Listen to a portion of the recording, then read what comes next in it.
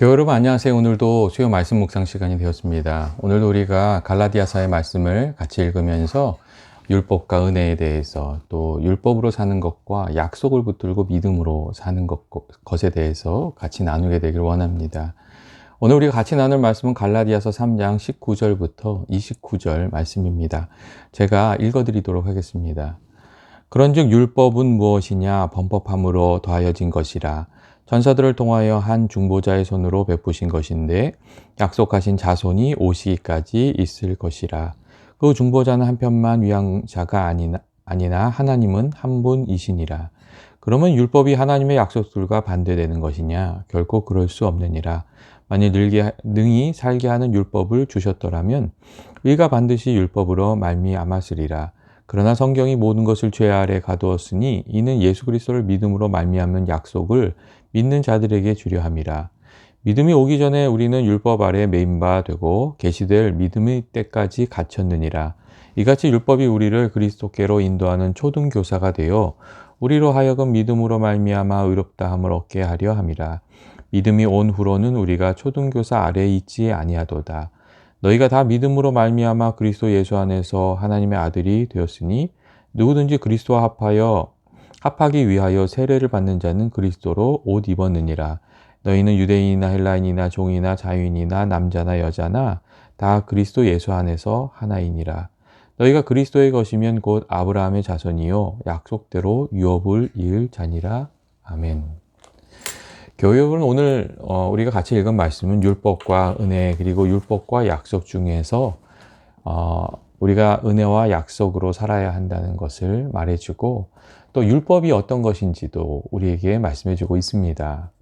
여러분, 그리스도인은 어떤 사람입니까? 그리스도인은 하나님이 주신 약속을 붙들고 살아가는 사람들입니다. 그리스도인의 삶에 많은 수고와 노력이 있습니다. 하지만 그 모든 것보다 중요한 것은 하나님의 약속입니다. 하나님께서 주신 약속의 말씀이 없다면 그 모든 수고가 아무 소용이 없습니다.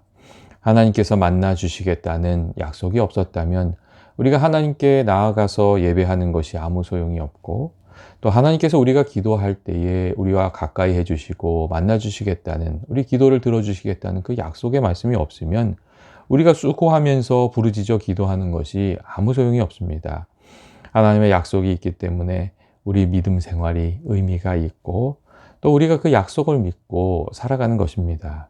하나님께서 내게 주신 약속의 말씀이 무엇인가? 그 약속의 말씀을 붙들고 살아가는 것이 사람이 그리스도인이고 또 우리가 그렇게 하나님의 약속의 말씀을 붙들고 이렇게 살아가야 됩니다.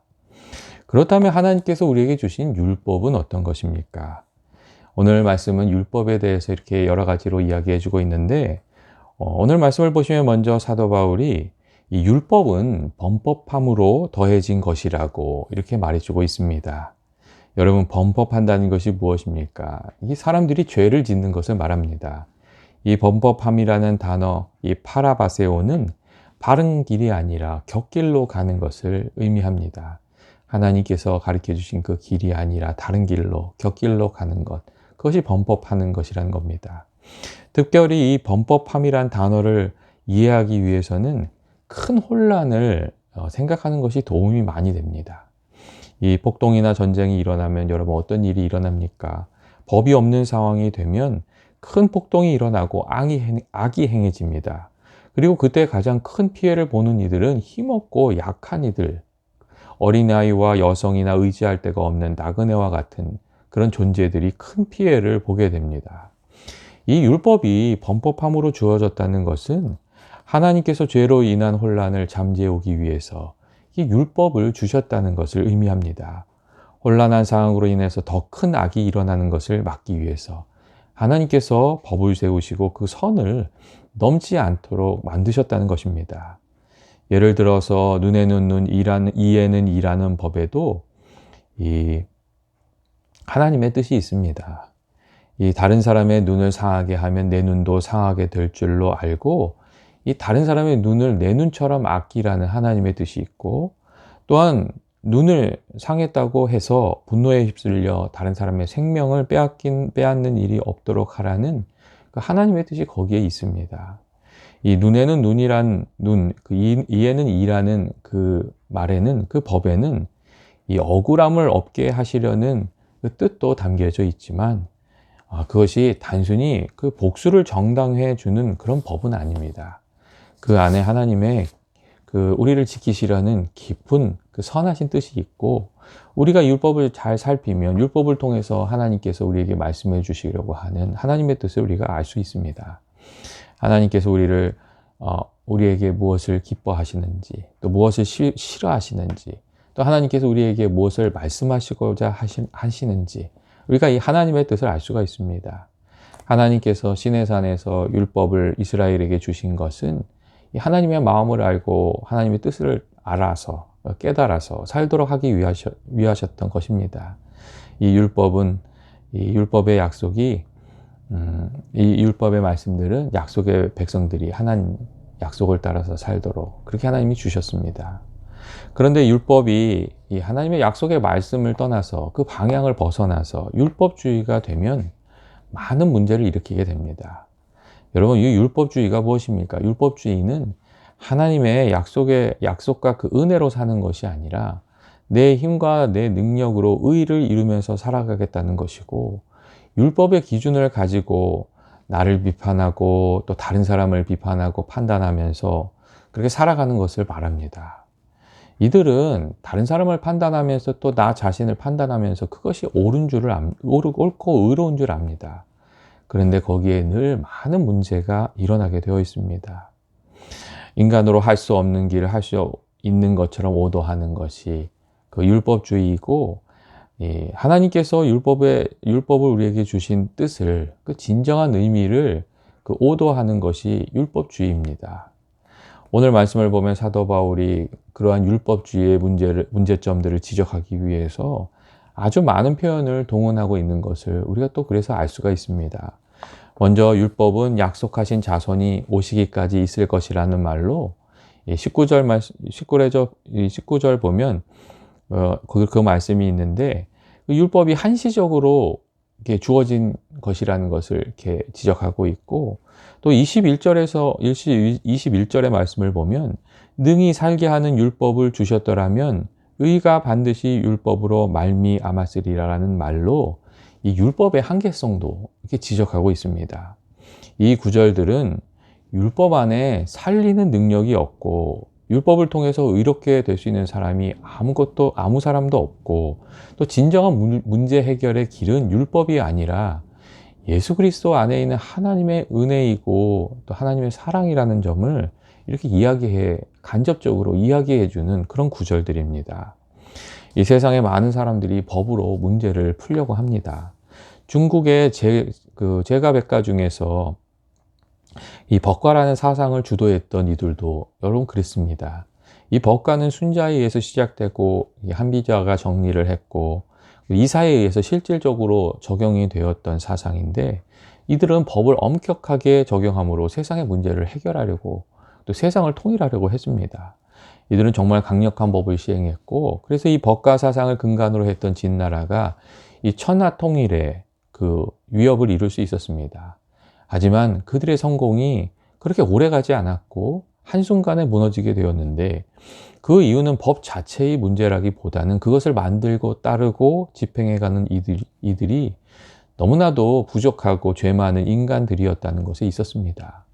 결국 악한 이들이 그 겉멋술을 통해서 힘을 가지고 법을 마음대로 사용하게 되면서 나라는 아주 급격하게 기울게 되었고 멸망하게 되었습니다.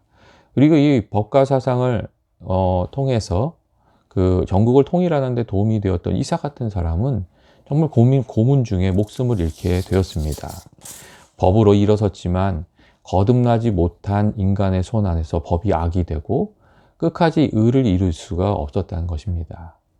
여러분, 율법이 그렇지 않습니까? 율법이 힘을 가지고 있고 힘으로 통치를 합니다. 그런데 율법 안에는 사람을 살리고 변화시키고 복되게 하는 그런 은혜의 능력이 없습니다.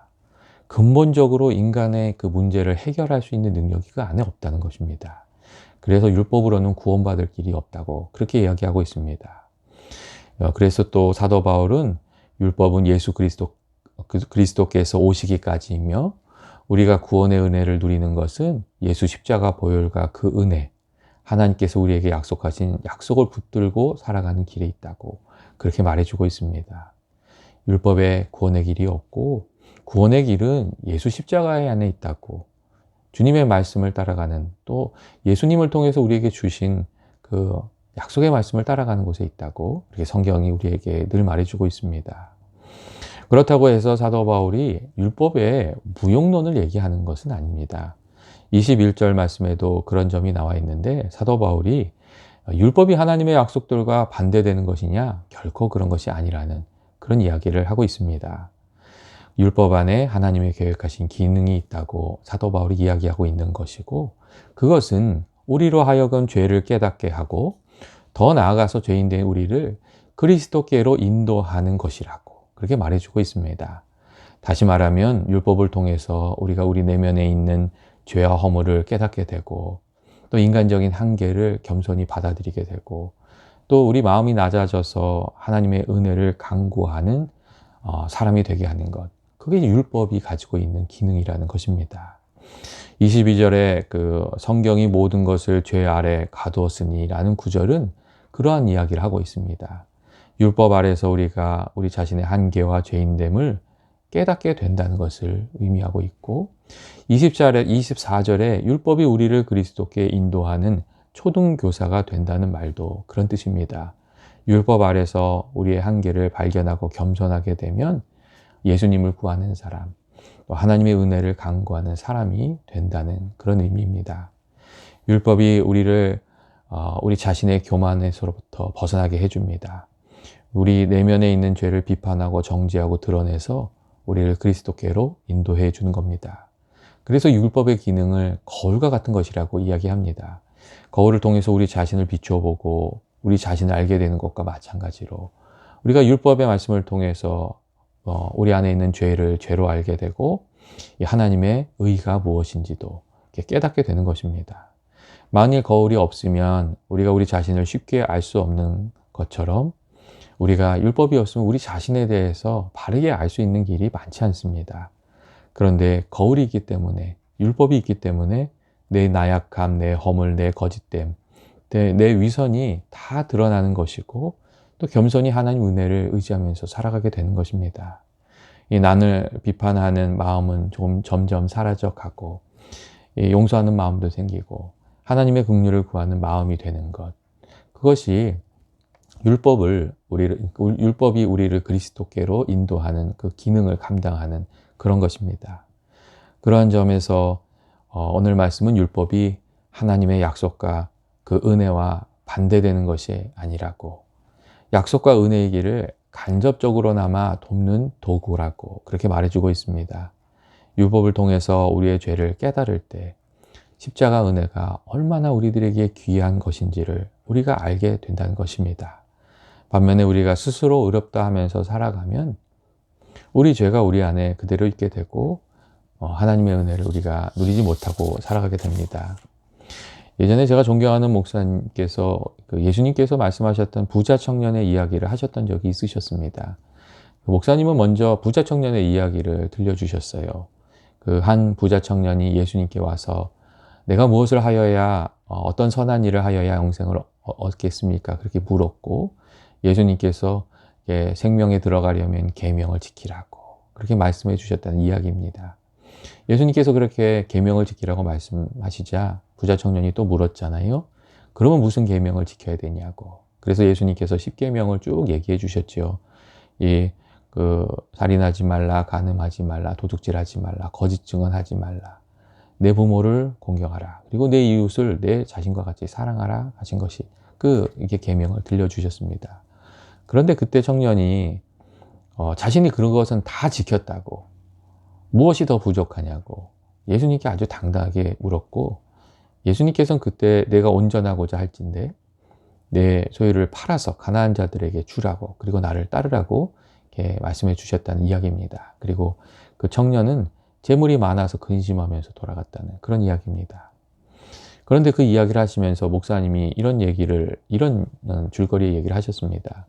만일 예수님께서 계명을 지키라고 했을 때 그 청년이 예수님한테 예수님, 제가 계명을 지키려고 해도 내가 다 지킬 수가 없습니다.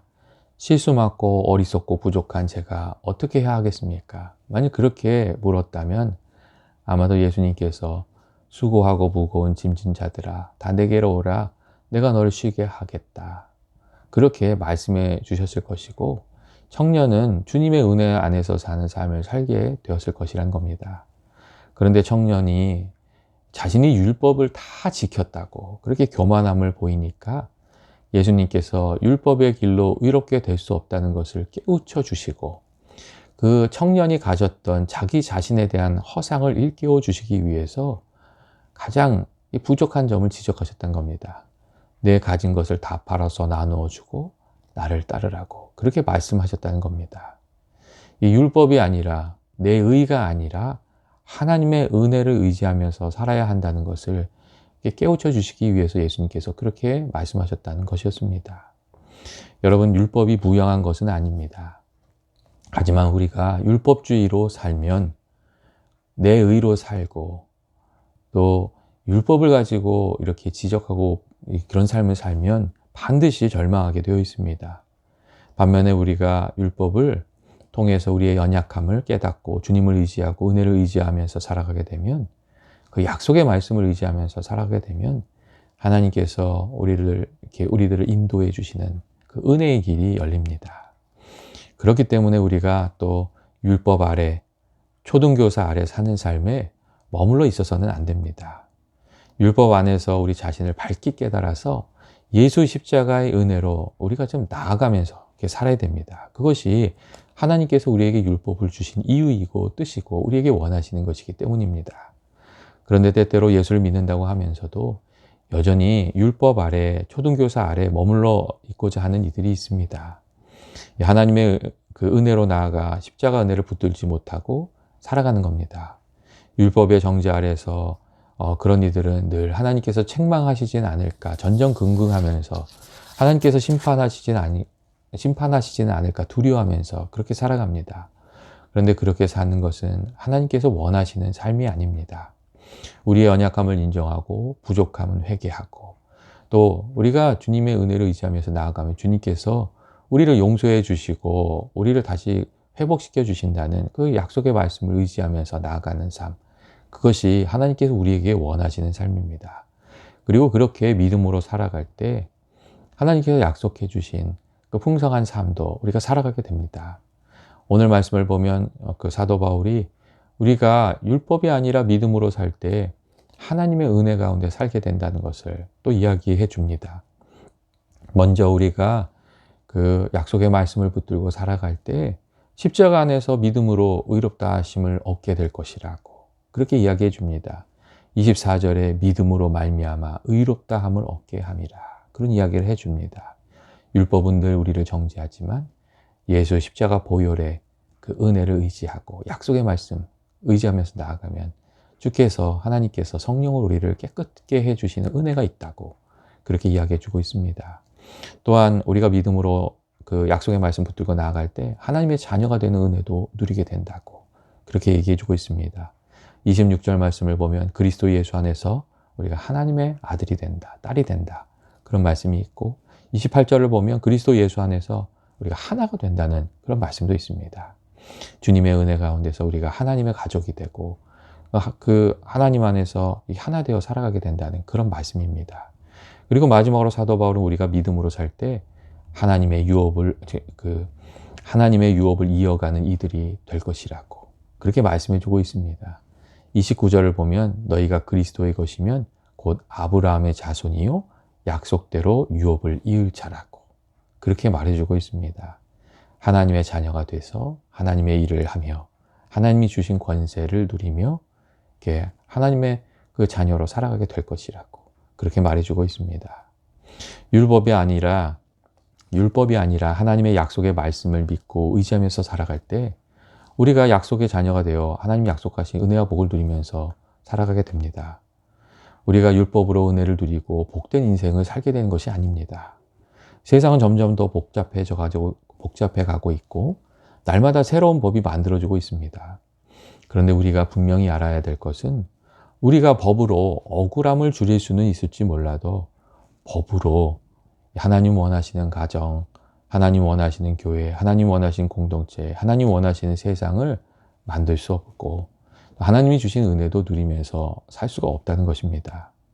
하나님께서 복 주시고 은혜 주시는 인생을 살고 이 하나님의 뜻을 이루면서 살아가는 삶을 살아가려면 율법을 넘어서 하나님의 약속의 말씀을 붙들고 예수님을 따라가는 그런 삶을 살아야 됩니다. 법이 아니라 하나님의 은혜가 풍성해지는 그 십자가의 길을 우리가 따라서 살아가야 됩니다. 그때에 우리 마음 가운데 은혜가 풍성해지고 우리 가정에도 우리 교회에도 그리고 우리 사회에도 하나님의 은혜가 풍성해지는 그 놀라운 하나님의 역사가 있게 된다고 믿습니다. 저는 연합의 모든 교우들이 정말 율법으로 사는 것이 아니라 하나님 말씀으로 살고 약속으로 살고 십자가 사랑으로 살고 또 은혜로 살게 사는 그런 삶이 되시기를 주의 이름으로 축원드립니다. 같이 기도하시겠습니다. 사랑과 은혜가 많으신 하나님 아버지, 오늘 우리가 하나님의 말씀을 같이 나누었습니다. 하나님께서 주신 율법의 말씀을 통해서 우리가 교만하게 되는 것이 아니라 겸손하게 되어 하나님의 그 은혜로 더욱 살아가게 해주시기를 원합니다. 그래서 하나님의 은혜가 내 삶에 그리고 가족에게, 이웃에게, 공동체에 흘러넘치는 귀한 복이 있게 하여 주옵소서. 예수님의 이름으로 기도합니다. 아멘. 교회 여러분, 오늘도 수고 많으셨습니다. 하나님께서 오늘도 이렇게 쉼을 주시고 회복을 주시고 또 새 힘을 주셔서 내일도 또 힘차게 살아가게 해주시길 원합니다. 우리가 다음 시간에 또 갈라디아서의 말씀 계속해서 같이 나누기를 원합니다. 오늘 편안한 밤 되시길 원합니다. 다음 시간에 다시 만나도록 하겠습니다.